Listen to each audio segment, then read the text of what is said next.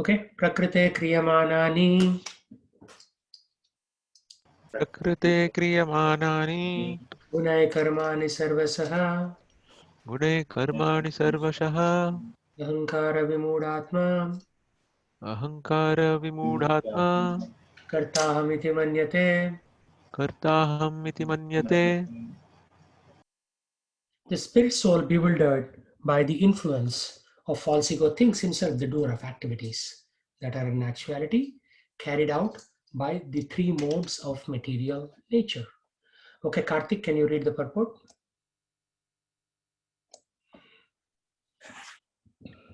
Two persons, one in a consciousness and the other in material consciousness, working on the same level may appear to be working on the same platform, but there is a wide gulf of difference in their respective positions. The person in material consciousness is convinced by false ego that he is the doer of everything. He does not know that the mechanism of the body is produced by the material nature, which works under the supervision of the Supreme Lord. The materialistic person has no knowledge that ultimately he is under the control of Krishna. The person in false ego takes all the credit for doing everything independently, and that is the symptom of his nascence. He does not know that his gross and subtle body is the creation of material nature under the order of the Supreme Personality of Godhead, and as such, his bodily and mental activity should be engaged in the service of Krishna in Krishna consciousness. The ignorant man forgets that the Supreme Personality of Godhead is known as Rishikesha, or the master of the senses of the material body. For due to his long misuse of the sense in sense gratification, he is factually bewildered by the false ego, which makes him forget his eternal relationship with Krishna. Yeah. So some key points here. A person in material consciousness is convinced by false ego that he is the doer of everything. I. But everything is happening under the supervision of the Lord. We are under control of Krishna. Materialistic takes all credit. Right? I did it like that. He doesn't say, thanks to Krishna, or this is Krishna's mercy. You can even see that by their language. I, or we. But it's never Krishna or God or anything like that. So the ignorant man forgets that the Supreme Personality of Godhead is the master of senses. So our senses are also running under his control. Unless, of course, we exercise our free will and we get bewildered and do something crazy. But if you properly chant Hare Krishna and you properly follow the process, your senses will be under the control of Krishna. But what's happening? We are misusing in sense gratification. Misuse. And therefore bewildered by ahankar, false ego. And we forget our relationship. So you misuse first, ahankar sets in, and you forget your relationship with Krishna.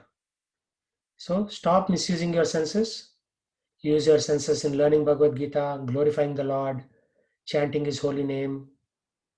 Then false ego will come down, and then you will remember. This forget will change to remember. Simple. But it will take a whole lifetime to do it. And you have to do it under the guidance of a guru. Otherwise, you will be thinking, I am doing everything fine. By guidance of a bona fide means somebody who is authorized. Not some, if the guru is a kangaroo, then you will be a monkey. If a guru is a Krishna conscious person, then he will teach you. I mean, you may not be able to understand everything, but he will teach you. So therefore, taking shelter of a guru is very important. I mean, you are listening this from me, but I have no way of monitoring you, right? What you're doing, whether you're doing right or wrong, and you should come and ask, oh, this is what I think. Is this right or wrong? Then we can go to the Bhagavad Gita and research and say, oh, no, Krishna doesn't agree with this. Right? That's how. Otherwise, it becomes a one-way traffic. You just hear, but you may not practice. So we should come under the monitoring of a guru who will, if he screw up, if he make a mistake, he's there to correct. He said, yeah, you made a mistake, but don't do it again. Like that. Tattvavittu Mahabaho Tattvavittu Mahabaho Gunakarma Vibhagayoha Guna Karma Vibhagayoho Gunaguneshu Vartantam Guna Guneshu Vartanta Iti Matvana Sajjate. Iti Matvana Sajjate. One who is in knowledge of the absolute truth, O mighty aunt, does not engage himself in the senses and sense gratification, knowing well the differences between work in devotion and work for fruitive results. Okay, Sheshdev, purport. Purport by Srila Prabhupada. The knower of the absolute truth is convinced of his awkward position in material association. He knows that he is part and parcel of the Supreme Personality of Godhead Krishna, and that his position should not be in the material creation.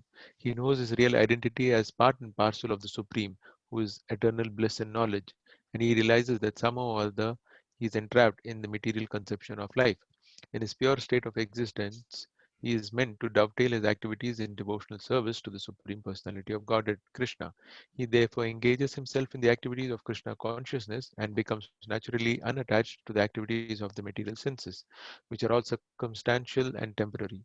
He knows that his material condition of life is under the supreme control of the Lord. Consequently, he is not disturbed by all kinds of material reactions, which he considers to be the mercy of the Lord.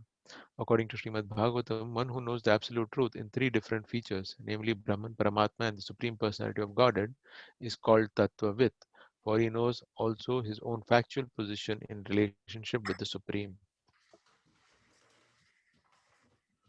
Okay. Do we have anything second para here? No. Real identity. What is our real identity? We are part and parcels of the Supreme. Therefore, engages himself in activities of Krishna consciousness. See, since we are a part of the Lord, how can we stay independent of the Lord? So if you come to this conclusion, even theoretically, then you will start doing seva, serving the Lord, right? So what is the symptom of a person who has come to this conclusion? They'll say, okay, Prabhu, what can I do? How can I do this? So initially we engage them in washing dishes at the temple, pots in the temple, maybe cleaning the floor, maybe organizing festivals. And as they mature a little bit, then we ask them to distribute books on the street, chant the Hare Krishna mantra. Yeah. So the fastest way to go back is chanting this in the public, the Hare Krishna mantra, so that others benefit. So Chaitanya Mahaprabhu's injunction is everybody should engage in Sankirtan movement. So Sankirtan means you're singing alone. Sankirtan means you're singing with a group of people.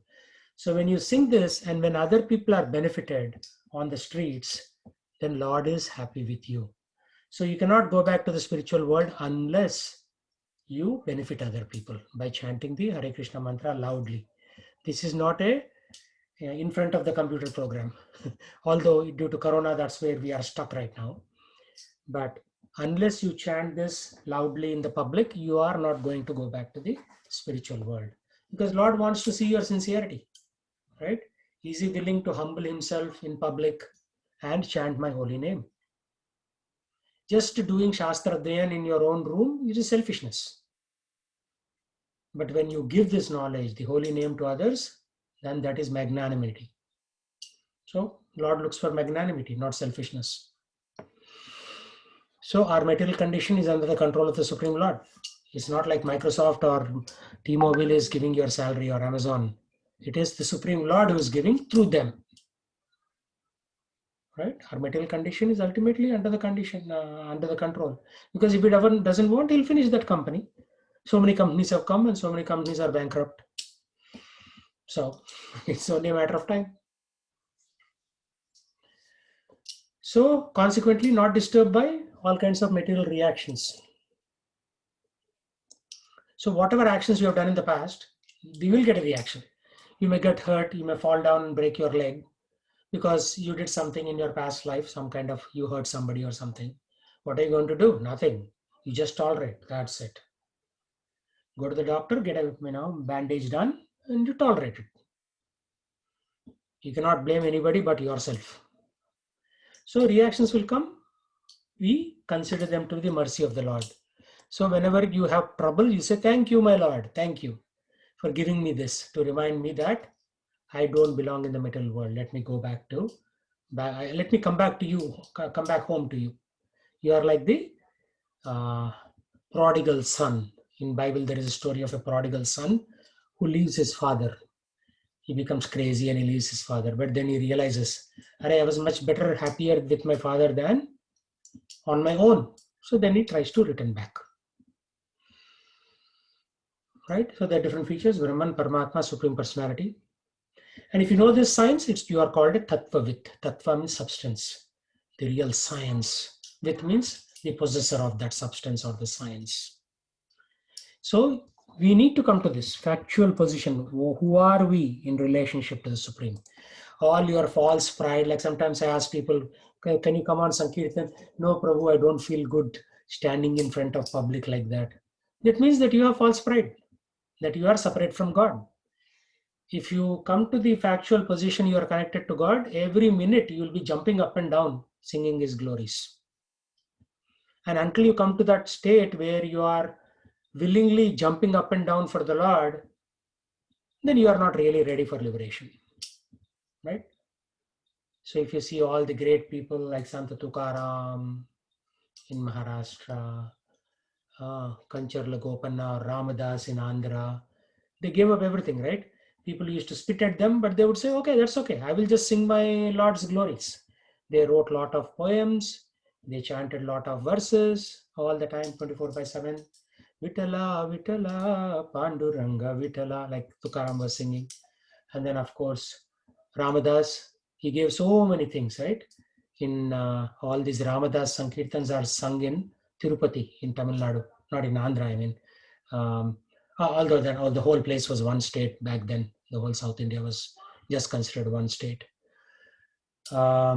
Yeah, so if you come to the conclusion, I'm a part and parcel of God, you'll be ecstatic. You'll be always singing of Him. Krishna, Krishna, Govinda, Govinda, Murari, Murari, like that. And until you come to that point, you are considered wet wood. A wet wood will not catch fire. A dry wood will catch fire, right? First, if you put fire to the wet wood, only water evaporation is taking place. The wood is not catching fire. But over a period of time, the wetness goes away and then the fire will suddenly catch fire. That what used to be the wet wood. So same thing is happening with you. You are all wet wood right now. You have not come to the platform where you can say, yes, I want to talk about God all the time, 24/7. And gradually the water is evaporating in that wet wood. And there'll come a point, you'll just take off like rocket. And then all of your relatives and friends will say, have you gone crazy? Why are you doing all these things? Means that's a sign of success. When somebody says, yeah, have you gone crazy? Yes, that's the sign of success. When everybody says, yeah, you are well disciplined, means you are actually still wet. Right? Because like what did Prabhupada do? He would sing on the streets. People would insult him. He would say, that's okay. His family members would insult him. He said, that's okay. For me, my relationship is with Krishna, not you. You are just temporary for this lifetime. Right? So we have to come to that. And you will come at some point, but you are not there yet. I am not there yet. And maybe I'm a few steps ahead of you. But when we come to that point, we will be jumping up and down ecstatically. Krishna, Krishna, Govinda. And we'll be singing Hare Krishna, Hare Krishna, Krishna Krishna, Hare Hare. Hare Rama, Hare Rama, Rama Rama, Hare Hare. And so once one person told me, I'm very shy. I don't want to dance in front of the Lord. Means that is a pride, false pride, that I don't want to be seen as a crazy fellow in front of other people. So false pride is still there. The day the false pride goes away, the person automatically will dance. Like I've seen one person who was like unwilling to dance in front of the deities. And after some time, He voluntarily came and joined us in dancing. So that will happen. But you have to give up that false notion. Anyway, who cares about us? The day we die, maybe 10 or 15 relatives will talk about us. Within a year, almost everybody will forget us. So who are we? Nothing, nobody. We are to be forgotten. Nobody even knows us today, and nobody will know us even after we die. Right? So you have to come to that platform. Otherwise, you will remain wet for a very long time. प्रकृतेर्गुणसम्मूढः प्रकृतेर्गुणसम्मूढः सज्जन्ते गुणकर्मसु सज्जन्ते गुणकर्मसु दानकृत्स्नविदो मन्दान् तानाकृत्स्नाविदो मन्दान् कृष्णभिन्न विचालयेत्. कृष्णभिन्न विचालयेत्.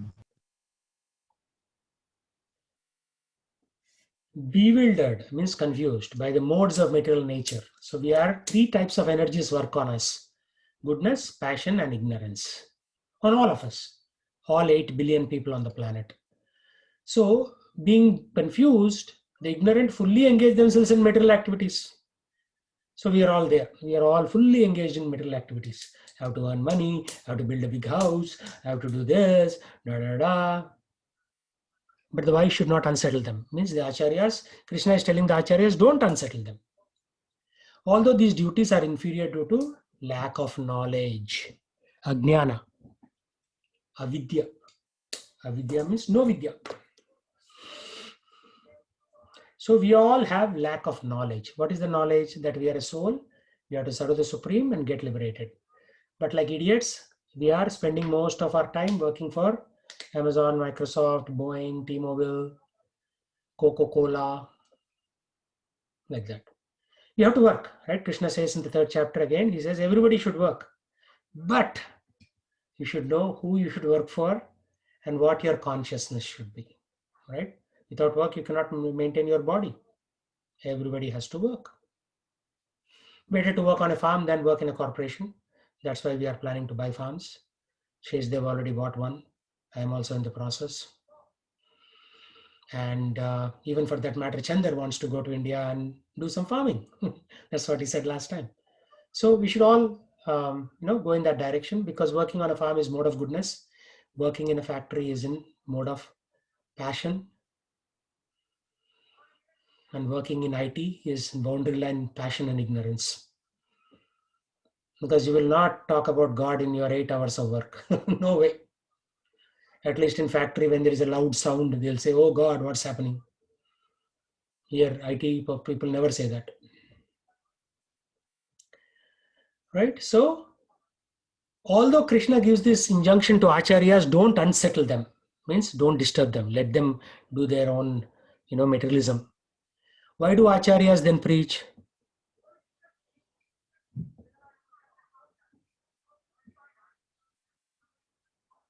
Chandar, any thoughts? Then why do acharyas preach if Krishna is saying don't preach?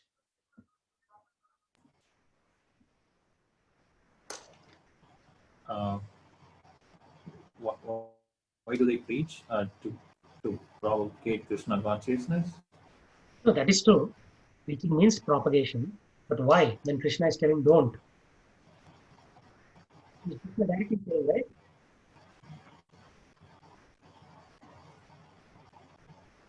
Okay. Why should not unsettle them?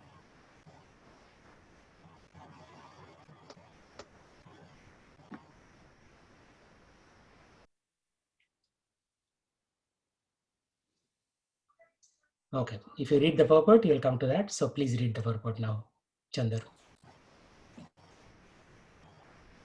Hare Krishna. Persons who are unknowledgeable falsely identify with gross material consciousness and are full of material designations. This body is a gift of the material nature, and one who is too much attached to the bodily consciousness is called manda, or a lazy person without understanding of spirit soul. Ignorant men think of the body as the self. They accept bodily connections with others as kinsmanship The land in which the body is obtained is their object of worship, and they consider the formalities of religious rituals to be ends in themselves. Social work, nationalism, and altruism are some of the activities for such materially designated persons. Under the spell of such designations, they are always busy in the material field. For them, spiritual realization is a myth, and so they are not interested.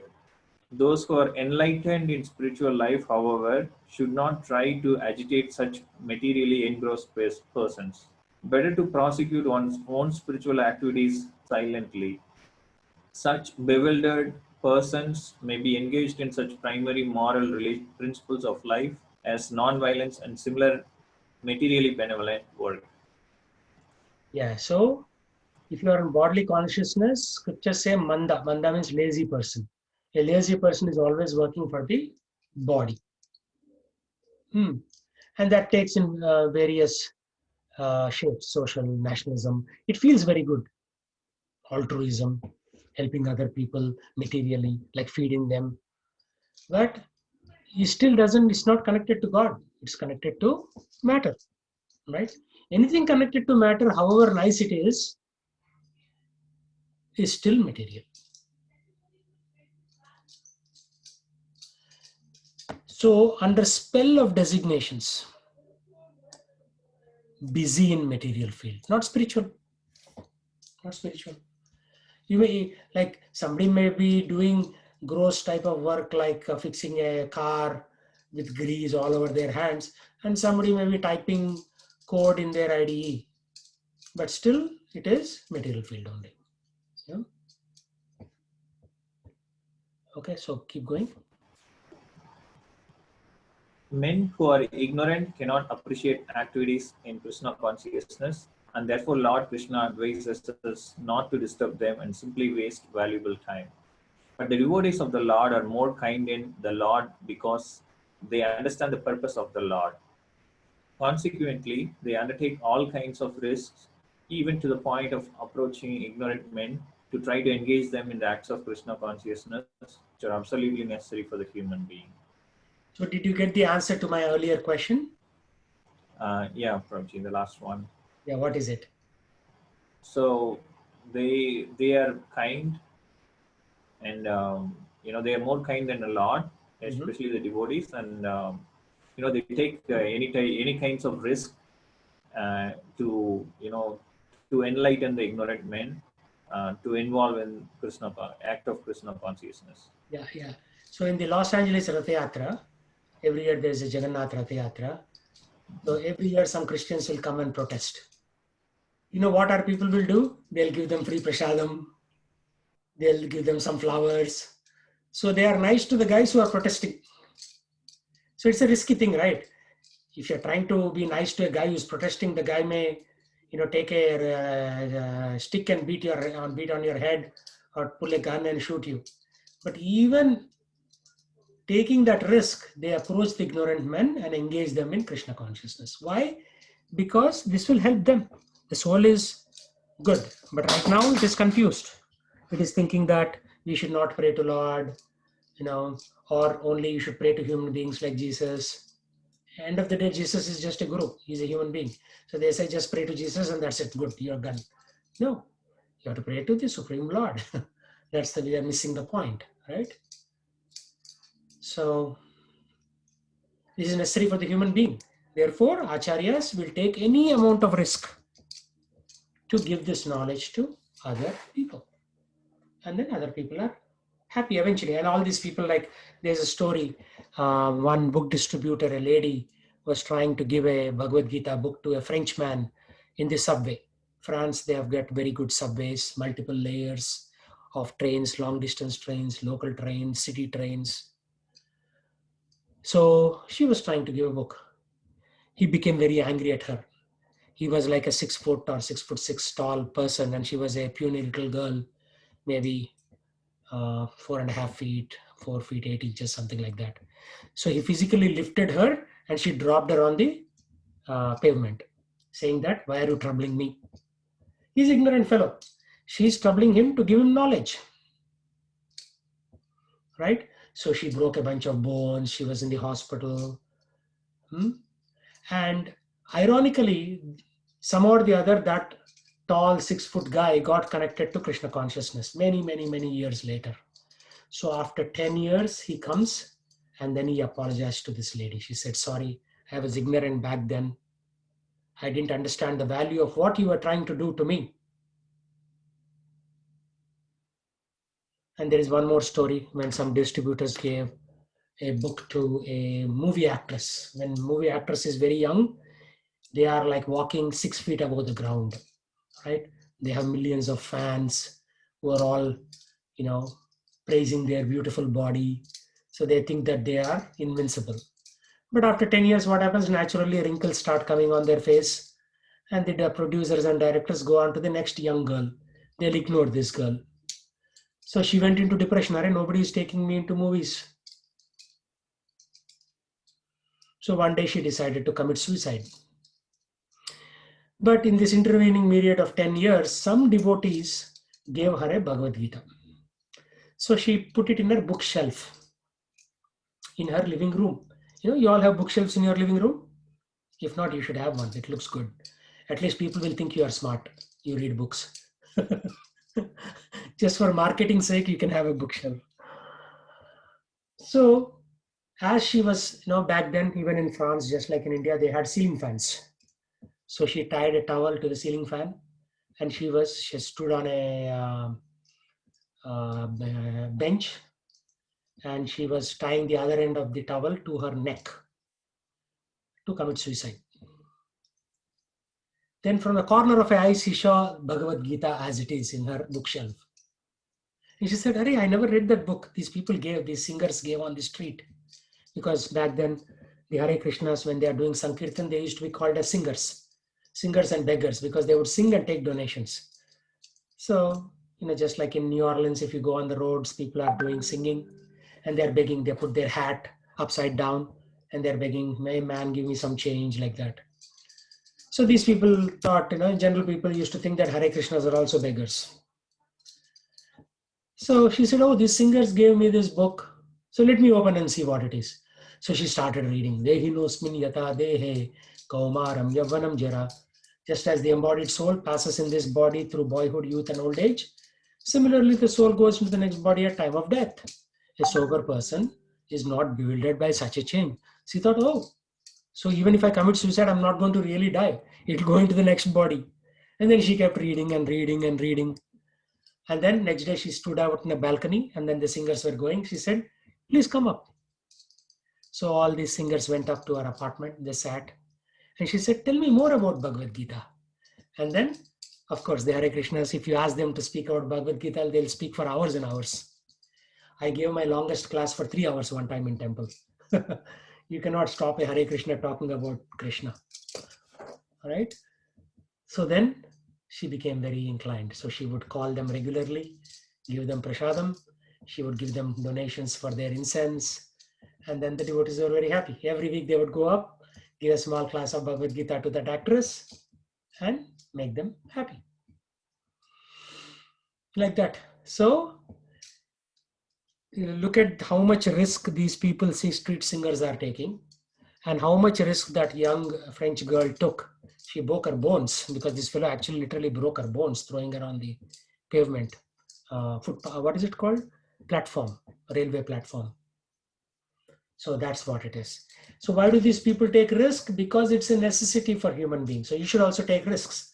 If you just learn Bhagavad Gita and stick to your apartment and make money in Microsoft, then you are a selfish person, or T-Mobile or Google or wherever. If you really like Krishna, then you have to teach other people about Krishna. And that fellow may slap you. One day, one girl came and she took a plastic Coca-Cola bottle, and I was on the street singing Hare Krishna. She hit me on the head. Actually, I was not singing. I was explaining somebody about the science of the soul to one other white person. So this lady came and hit me with the Coca-Cola water bottle on my head. Luckily, it was a plastic bottle. It's not a glass bottle. Otherwise, it will be like a Hindi movie Diwar, where Amitabh Bachchan is getting hit by, glass bottles like that.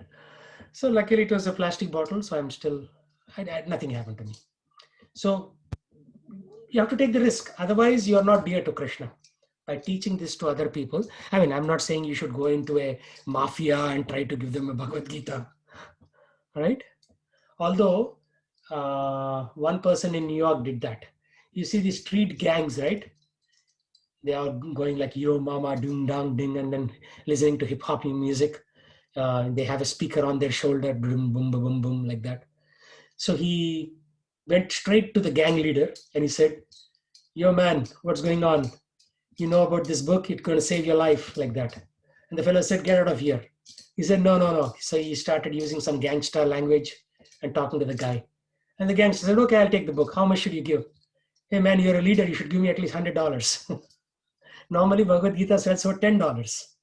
And Indians, typically, when I go on the street, Amazon workers, if I ask them for $10, they'll feel like I've asked them for $1,000,000. They'll pull $5 out of their pocket and give. Indians are usually a little conjuice, right? So this person, gang leader, he pulled out $100 bill and he gave to this book distributor. I know that book distributor personally. He is Maha, you know that name, Sheshdev? He is a Bhakti Vikas Maharaj disciple. Mahotsav Prabhu. Mahotsav Prabhu, yeah. So Mahotsav Prabhu gave to the gang leader and took $100 for a $10 book. He said, Yeah, he appealed to his pride. You're a gang leader, right? You should give more. And he got $100, believe it or not. So he took a risk going to a 6'6" tall, African American guy who's not just a regular guy. He's a gang leader, and he took $100 out of him. Of course, money will be used to print more books and so on. Yeah. In their Facebook page, I think New York Harinam Facebook page, there are so many very mind-boggling stories of how they've distributed books. Yeah, yeah. They go Very and good distribute to the read. craziest of people. They distribute to the mafia. They distribute it to lawyers. I mean, I distribute only to nice-looking people. When I see somebody's like little nice and soft, I go to them. But these people go right into the hornet's nest. The worst of the worst people, they go and distribute books to them. And subways. Yeah. Yeah, New York subways. They've distributed to actors and all. I mean, he didn't know that he was. I mean, there's one story that he was selling. He didn't know that he was a Hollywood actor. He just went and told him, "Hey, you look so beautiful. You look like you're an actor." He said, "Yes, I'm an actor," and he bought that. I think Saptarishi set from him. Oh, awesome, awesome. Yeah. Amazing, amazing stories. Yeah, I'm not that brave, but I also try to do books, but to more decent looking people. Yeah, so you have to take a risk. Otherwise, how Krishna will see? If Krishna looks from top, right, he will see people who are taking heavy risks, and he'll see people who are not getting out of their comfort zone. So who do you think he'll pick?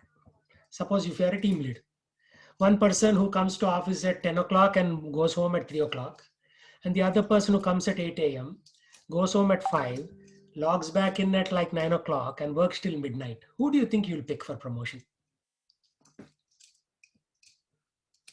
Right? So Krishna is also like us. Actually, we are like Krishna.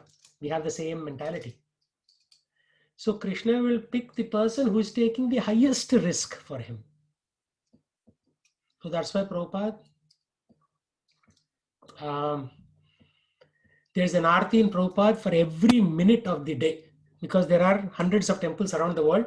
Somewhere there is arti happening in his name. Right?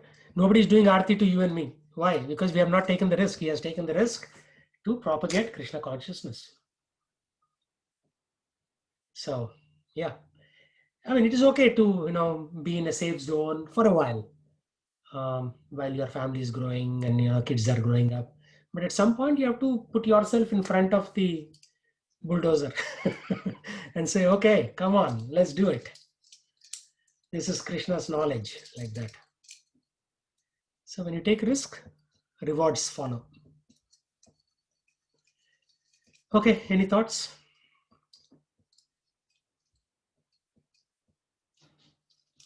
Okay, chant. Sri Krishna Chaitanya Prabhu Nityananda Shri Advaita Gadadhara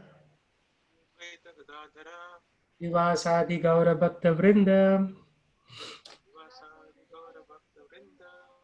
Hare Krishna, Krishna Krishna, Hare Hare, Hare Rama, Rama Rama, Hare Hare, Hare Krishna, Krishna Krishna, Hare Hare, Hare Rama, Rama Hare Hare, Hare Krishna, Krishna Krishna, Hare Hare, Hare Rama, Rama Hare Hare, Hare Krishna, Krishna Krishna, Hare Hare, Hare Rama, Rama Hare Hare, Hare Krishna, Krishna Hare Hare, Hare Rama, Rama Hare Hare, Hare Krishna, Krishna Hare Hare, Hare Rama, Rama Hare Hare, Hare Krishna, Krishna Hare Hare, Hare Rama, Rama Hare Hare, Hare Krishna, Krishna Hare Hare, Hare Rama, Hare